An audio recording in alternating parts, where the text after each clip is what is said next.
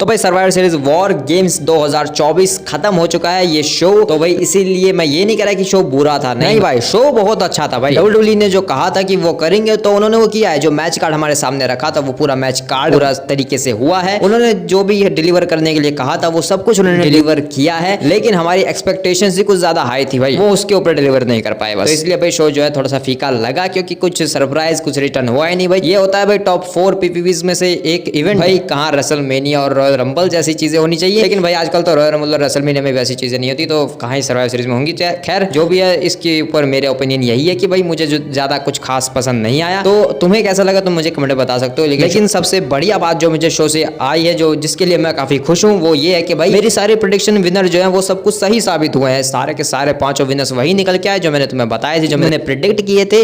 और इसके अलावा जो जो स्पॉट्स मैंने तुम्हें बताए थे कि कौन से मैच से क्या देखने को मिल सकते हैं, वो सब हुआ। तो भाई ये सबसे ज्यादा मजेदार बात थी। और भाई अगर शो का सबसे बेहतरीन मैच मुझे कोई लगा दे तो भाई वो है नाकामुरा का मैच। वो क्यों लगा मैं तुम्हें उसी मैच में बताऊंगा। तो शो स्टार्ट होता है वुमेन्स वॉर गेम मैच से, जिसकी भाई वैसे भी लोगों को कोई परवाह नहीं थी, तो लेकिन लोगों को ये उम्मीद थी कि भाई इसमें देखते वक्त तो मजा आएगा ही, जो कि ऑफ कोर्स नॉट आता है भाई। जो जो स्पॉट्स हमने सोचे थे कि भाई ये हमें देखने को मिलेंगे, तो वो इसमें देखने को मिलते हैं। यो स्काई का वो मूव सॉल्ट भाई केज के ऊपर से फ्रेश केन के साथ, और उसी के साथ ही हुआ था भाई ट्रिफनी स्ट्रैटन ने भी अपना प्रीटियस्ट मूव सॉल्ट एवर भी हिट किया था उसी के साथ। तो भाई ये काफी अमेजिंग था, क्योंकि उन दोनों ने एक ही साथ वहां पर हिट किया, और ऊपर से भाई नाया जैक्स को टेबल के आर पार कर दिया पावर बॉम्ब के जरिए। और भाई रखेल रोड्रिगेज भाई उसको तो कॉर्नर में बांध दिया, वो भी फायर इंस्ट्रक्शन का सहारा लेकर वो धुआं कर दिया भाई सब कुछ अंदर रिंग के। तो ये चीजें भाई हमेशा war games women's war game match में होती है, और इस बार भी वही हुआ। और फिर एंड में जो हुआ भाई, क्योंकि रखेल को तो बांध दिया, तो भाई लिव मॉर्गन क्या ही कर सकती है रिया रिफली के सामने। तो रिया रिफली ने भाई धो दिया लिव मॉर्गन को बुरी तरीके से, और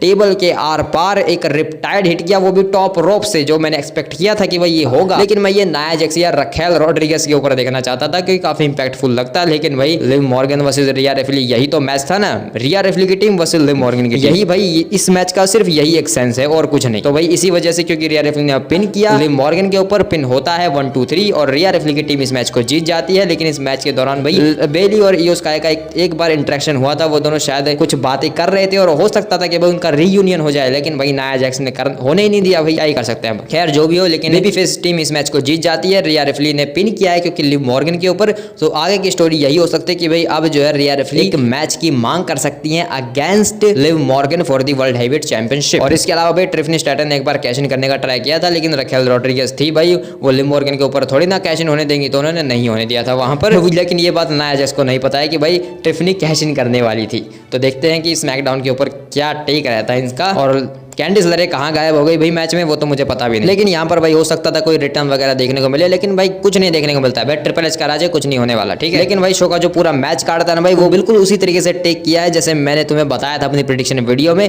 सारे मैचेस उसी प्रकार से हुए हैं। तो ये एक और चीज जो मुझे काफी बढ़िया लगी, क्योंकि मेरी सारी प्रेडिक्शन जो है काफी सही हुई साबित हुई है। काफी जितनी बातें मैंने कही थी वो सब कुछ सही साबित हुआ है। बस जो एक्स्ट्रा ऑर्डिनरी चीजें थी भाई वो सही साबित नहीं हुई, उनमें से कुछ भी नहीं हुआ। हालांकि जो एक्सपेक्टेड था, जो नॉर्मल चीजें थी वो हो गई मैच में, वो सब कुछ हो गया भाई शो के ऊपर। इसके बाद जो अगला मैच होता है वो होता है नाकामुरा वर्सेस एलन नाइट का एक 1-on-1 single match for the United states championship. और भाई इसमें नाकामुरा की जो एंट्रेंस थी ना भाई, और उसका जो थीम सॉन्ग वो जो नया लेकर आया भाई, पूरा जापानीज स्टाइल भाई, पूरा जापानीज ट्यून है भाई उसमें, और उसको सुनने में काफी अमेजिंग भाई, काफी मजा आता है भाई उसको सुनने में। और जो स्मैकडाउन पर हमने सुना था ना भाई वो थीम सॉन्ग, ये उससे पूरा डिफरेंट है, यानी कि भाई पूरा एक तरीके से नया ही है। हालांकि इसकी जो ट्यूनिंग है वो वही है पुरानी वाली नाकामुरा की, जिसको हम गुनगुनाते रहते हैं, लेकिन काफी डिफरेंट वे में पूरा जापानीज स्टाइल के साथ है। तो भाई काफी मजा आता है, मतलब मेरे पास वर्ड्स नहीं है भाई इस थीम सॉन्ग की तारीफ करने के लिए कि भाई मैं कहूँ क्या। भाई ये काफी अमेजिंग थीम सॉन्ग है, मुझे काफी पसंद आया, और नाकामुरा के कैरेक्टर को काफी जस्टिस फाइल भी करता है। और नाकामुरा ने भाई जो मैच में किया है भाई, पहली बात तो भाई ये मैच मुझे सबसे बढ़िया इसीलिए लगा क्योंकि काफी छोटा मैच था, सिंपल मैच था, और सारे स्पॉट्स इसमें देखने को मिले। जो दोनों के पास फिनिशर और जितने भी मूव्स थे भाई दोनों ने हिट किए, और एंड में भाई नाकामुरा ने बिल्कुल क्लीन तरीके से इस मैच को जीता है। कोई इसमें इंटरफेरेंस नहीं हुई। मैंने सोचा था कि भाई शायद एजे स्टाइल्स का रिटर्न हो जाए, लेकिन वो नहीं हुआ। खैर कोई बात नहीं, लेकिन नाकामुरा ने भाई यहाँ पर पूरा क्लीन स्वीप किया है एले नाइट के ऊपर भाई। भले ही नाकामुरा ने वो आई अटैक किया था, आंखों में भाई उंगलियां मार दी थी, यानी कि वो भाई थोड़ा इलीगल हो जाता है, लेकिन उसके बाद एप्रन के ऊपर एक नेक ब्रेकर, और उसके बाद नाकामुरा हंस दिया भाई कि अल्लाह भाई अब तो गया तू, और फिर लगती है खिंसासा होता है पिनफॉल 1 2 3 और मुझे लगा था कि शायद किक आउट हो जाएगा, लेकिन हो जाता है भाई यहाँ पर पिनफॉल। नाकामुरा बन जाते हैं हमारे नए यूनाइटेड स्टेट चैंपियन, जिसके लिए मैं काफी खुश हूँ भाई। मैंने कहा था कि भाई मैं नाकामुरा को जीतते हुए देखना चाहता हूँ और इस कैरेक्टर के साथ, तो भाई वो भी अलग लेवल की चीज है। तो भाई पर्सनली मुझे काफी बढ़िया लगा कि नाकामुरा यहाँ पर जीत चुके हैं। मैं नाकामुरा के लिए काफी खुश हूँ भाई।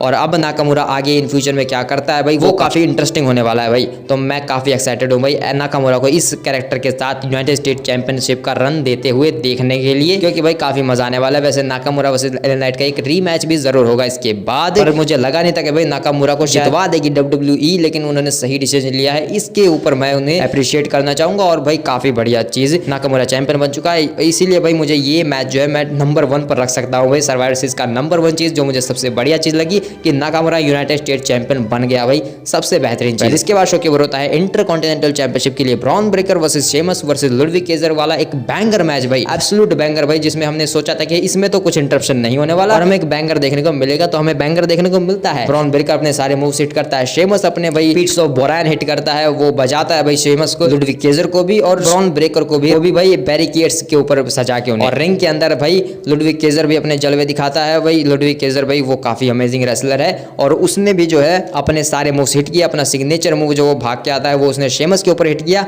और एंड में भाई जीतने वाला था भाई लुडविग केजर। उसने अपना फिनिशर तक हिट कर दिया था शेमस के ऊपर, लेकिन ब्रॉन ब्रेकर उठ गया था। तो भाई उसने एक ऐसी स्पीयर हिट की लुडविग केजर को, एक ऐसी सुपर स्पीयर हिट की जिससे भाई उसके पेट में दर्द हो गया भाई। इसके बाद तो मैच में दिखाई नहीं और फिर शेमस को भी एक स्पीयर हिट होती है और दोनों की छाती फाड़कर, जैसा मैंने कहा था उसी तरीके से ब्रॉन ब्रेकर अपने टाइटल को रिटेन कर लेते हैं यहाँ पर शेमस के ऊपर पिन करके, और टाइटल रेन अभी भी जिंदा है ब्रॉन ब्रेकर का। इसके बाद होता है भाई शो का सबसे डिसेंट मैच मैं कह सकता हूं भाई, या फिर अगर टॉप 5 की लिस्ट बनाई जाए कि भाई टॉप 5 में अगर तुम डालना चाहो इस मैच को तो तुम इसको कहाँ डालोगे टॉप 5 में, तो भाई मैं 5वें नंबर पर डालूंगा सच में भाई। क्योंकि ये मैच जब स्टार्ट हुआ तो काफी स्लो पेस पर स्टार्ट हुआ, जिस वजह से भाई मुझे एक्चुअल में भाई नींद आ गई थी, मैं तो सो गया था। और जब मैं उठा तो मैंने देखा पता है क्या, डेमियन प्रीस्ट इंजर्ड हो चुका है, उसके हाथ में कुछ ना कुछ लोचा हो चुका है। लेकिन मैंने बाद में देख लिया भाई क्या कुछ चीजें हुई हैं। तो भाई काफी स्लो मैच था भाई ये, शायद इसीलिए थोड़ा सा बोरिंग टाइप फील हुआ। लेकिन भाई एज अ मैट रेसलिंग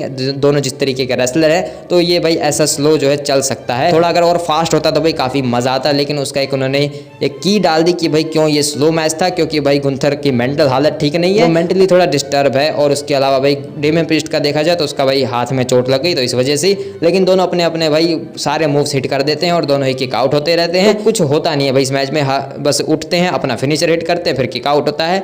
दोनों तरफ से यही चलता रहता है भाई। तो काफी अगर छोटा सा मैच होता तो ज्यादा बेटर होता, लेकिन कुछ ज्यादा ही लंबा खिंच गया। एंड में भाई डेमियन प्रीस्ट और गुंथर दोनों टॉप रोप पर चढ़ जाते हैं और ये दोनों एक दूसरे को धक्का देते हैं, तो जिस वजह से भाई गुंथर तो रिंग के अंदर गिर जाता है, लेकिन डेमियन प्रीस्ट भाई वो रिंग साइड पर गिर जाता है और रेफरी का ध्यान होता है गुंथर की तरफ। तो यहाँ पर फिन बैलर आता है, स्टील स्टेप्स के ऊपर चढ़ता है और कूने क्रा हिट कर देता है रिंग साइड पर डेमियन प्रीस्ट के ऊपर, जो कि मैंने एक्सपेक्ट किया था भाई। मैंने तुम्हें बताया था कि भाई फिन बैलर इसमें मैच में इंटरप्ट करेगा ही और उसी वजह से सब कुछ कांड होने वाला है, तो वही सब हुआ है। और इसके बाद भाई ये चीज जब गुंथर ने देखी तो गुंथर बिल्कुल भी खुश नहीं हुए, क्योंकि उन्हें बिल्कुल पसंद नहीं है कि भाई उनके मैच में कोई इंटरप्ट करे। तो वो यहाँ पर आकर एक बिग बूट बजाते हैं फिन बैलर को, जो कि काफी इंसेन मूव था। रिंग के अंदर जाते हैं और डेमियन प्रीस्ट को पावर बॉम्ब हिट करते हैं, उसके बाद स्लीपर होल्ड में डालते हैं और फिर गुंथर इस मैच में रिटेन कर लेते हैं अपने वर्ल्ड हैवीवेट चैंपियनशिप को, और गुंथर स्टिल हमारे वर्ल्ड हैवीवेट चैंपियन है। तो भाई गुंथर का जो कैरेक्टर है, मैंने तुमसे कहा था कि भाई उसमें चेंजेस हैं, उसको थोड़ा एक बेबी फेस में ट्रीटमेंट दी जा रही है।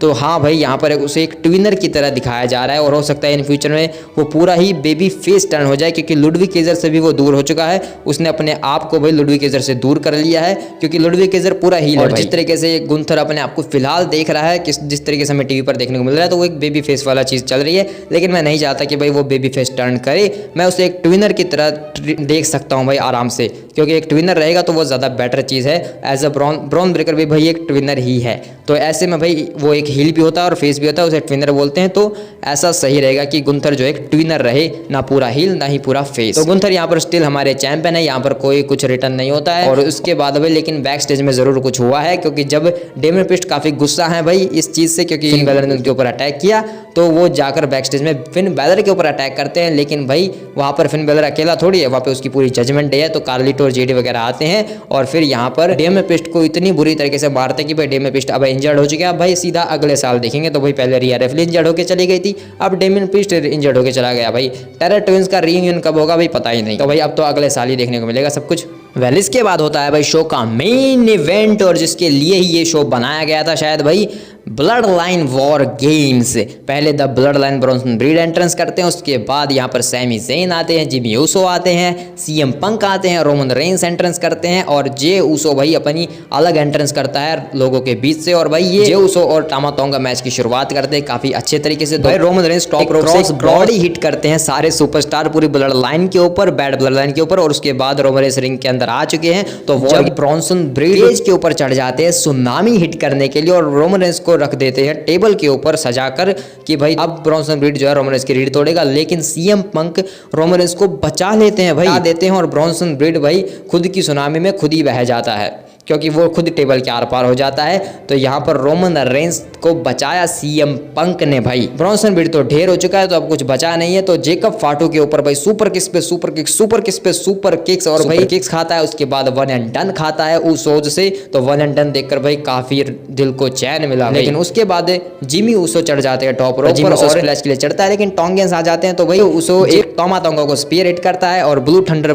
पावर बम हिट करता है सैमी ज़ेन तांगा लोआ को। और उसके बाद जिमी ऊसो सोचता है कि थोड़ा और जो है इस मोमेंट को बेहतर बनाया जाए। तो भाई जिमी ऊसो चढ़ जाता है केज के ऊपर भाई। जिमी ऊसो को भाई ये स्पॉट मिलना बहुत जरूरी था। तो जिमी ऊसो यहाँ पर ऊसो स्प्लैश हिट करते हैं केज के ऊपर से और जेकब फाटू के ऊपर वो गिरते हैं, जिसके बाद जेकब फाटू टेबल के आर पार हो जाता है। और यहाँ पर सोलो सिकोआ अकेला फंस जाता है पूरी ब्लड लाइन और ओ सीएम पंक के बीच, जिसके बाद सोलो सिकोआ की मैया लपेट कर देते हैं सारे के सारे blood line members. Super kicks पे सुपर किक्स, उसके बाद हलवा किक खिलाई जाती है, देन जीटीएस हिट होता है और उसके बाद फाइनल रॉर होता है, स्पीयर हिट होती है, 1 2 3 होता है और OG bloodline and CM Punk इस मैच को जीत जाते हैं। जिसके बाद रोमन रेंस और सीएम पंक एक दूसरे के साथ हैंडशेक भी करते हैं, वी द वन साइन होता है, जीटीएस साइन होता है और यहाँ पर पटाखे फूटते हैं। शो यहाँ पर खत्म हो जाना चाहिए था, लेकिन शायद चल रहा था तो भाई हो सकता है कुछ चलेगा,